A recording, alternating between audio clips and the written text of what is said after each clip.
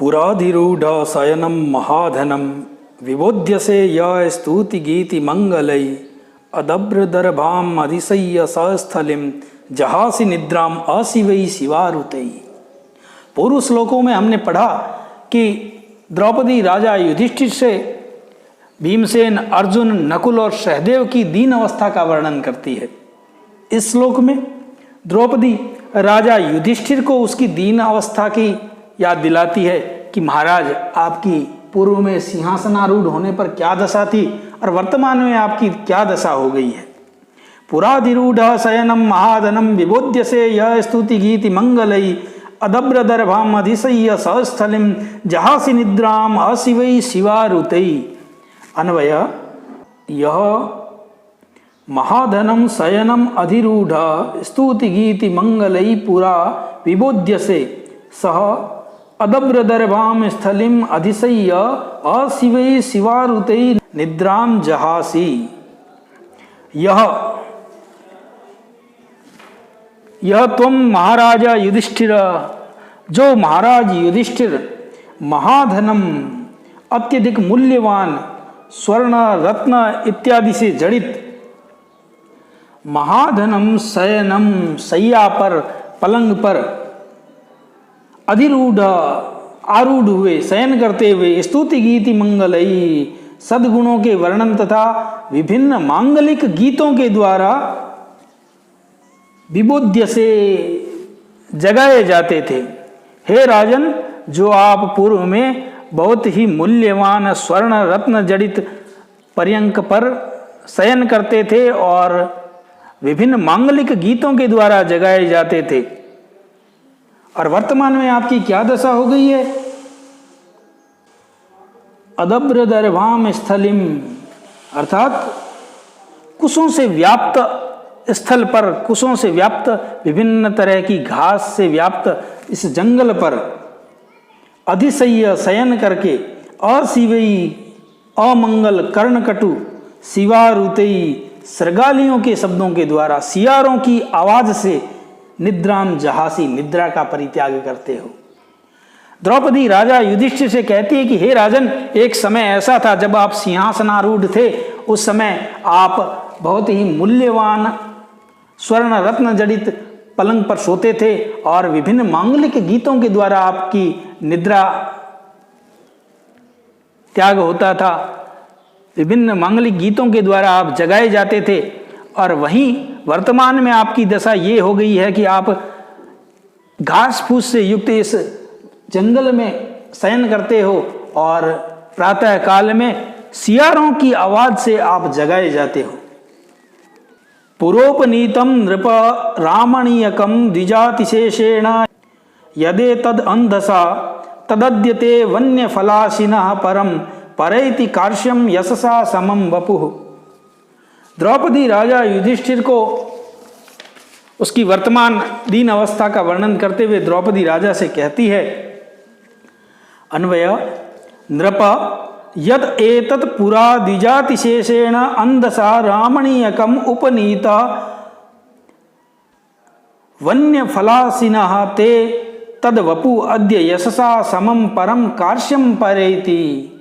नृप, हे राजन युधिष्ठिर, यत वपु यद एतद वपु, हे राजन, तुम्हारा ये जो शरीर है पूरा, यानी पहले तुम्हारे सिंहासनारूढ़ होने के समय द्विजातिशेषेण विभिन्न तपस्वियों के द्वारा भोजन करने के पश्चात बचे हुए भोजन से, अंधसा बचे हुए अन्न से, रामणीयकम रमणीयता को, सुंदरता को प्राप्त होता था। हे राजन, पूर्व में आप विभिन्न तपस्वियों को भोजन कराने के पश्चात में भोजन करते थे और इस समय वन्य फलासिना, जंगल के फल खाने वाले आप, तदवपु, आपका यह शरीर, अद्य यशसा समम परम कार्श्यम परैति, आपके यश के साथ साथ आपका शरीर भी कमजोर हो गया है। द्रौपदी राजा युधिष्ठिर से कहती है कि हे राजन, जब आप सिंहासनारूढ़ थे उस समय आप विभिन्न तपस्वियों को, विभिन्न याचकों को भोजन कराने के पश्चात भोजन करते थे और उस पुण्य के कारण आपका शरीर और आपका यश निरंतर बढ़ता जाता था। और वर्तमान में आपकी ये दशा हो गई है कि आप जंगलों के फलों को खाते हैं।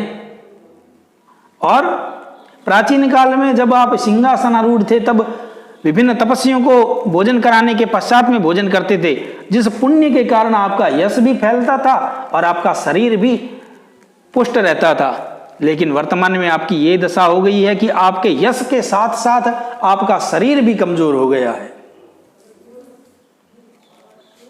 अनारतम यो मणिपीठ सायिना वरंजयद राज शिरः स्रजाम रजः निशीदस्तस्तौ चरणौ वनेषु ते मृग द्विजालून शिखेषु बर्हिषाम। अनारतम यो मणिपीठ सायिना वरंजयद राज शिरः स्रजाम रजः निशीदतस्तौ चरणौ वनेषु ते मृग द्विजालून शिखेषु बर्हिषाम। अन्वय: अनारतम मणिपीठ सायिनौ यौ चरणौ राज शिरः स्रजाम रजः अरंजयत ते तौ चरणौ मृग द्विजालून शिखेषु बर्हिषाम वनेषु निशीदता।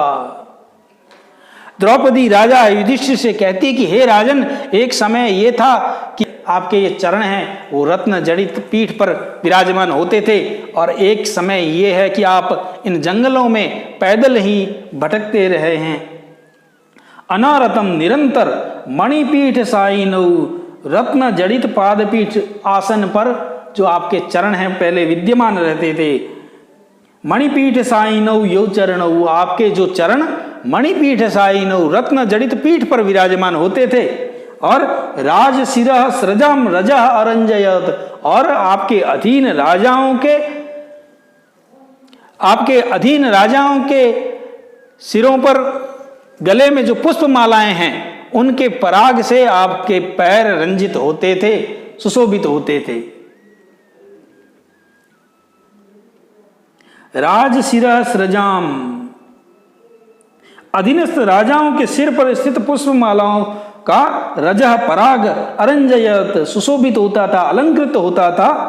और ते तव, और हे राजन वही आपके ये चरण, ते तव चरणौ मृग द्विजालून शिखेषु बर्हिषाम वनेषु निशीदता, वही आपके चरण मृग द्विजालून शिखेषु, मृग हिरण तथा विभिन्न तपस्वियों के द्वारा काटे गए कुश की घास से युक्त इस जंगल में, बर्हिषाम कुशों से युक्त वनेषु जंगलों में निशीदता विराजित रहते हैं। आप पैदल ही जंगलों में भटकते रहते हैं। कि एक समय था हे राजन जब आपके ये चरण रत्न जड़ित पीठ पर विराजमान रहते थे और आपके अधीनस्थ राजाओं के गले में जो पुष्प मालाएं हैं उनके पराग से आपके चरण रंजित रहते थे, अलंकृत रहते थे। और एक समय आपका आज है जिसमें आप पैदल ही इन जंगलों में भटक रहे हो।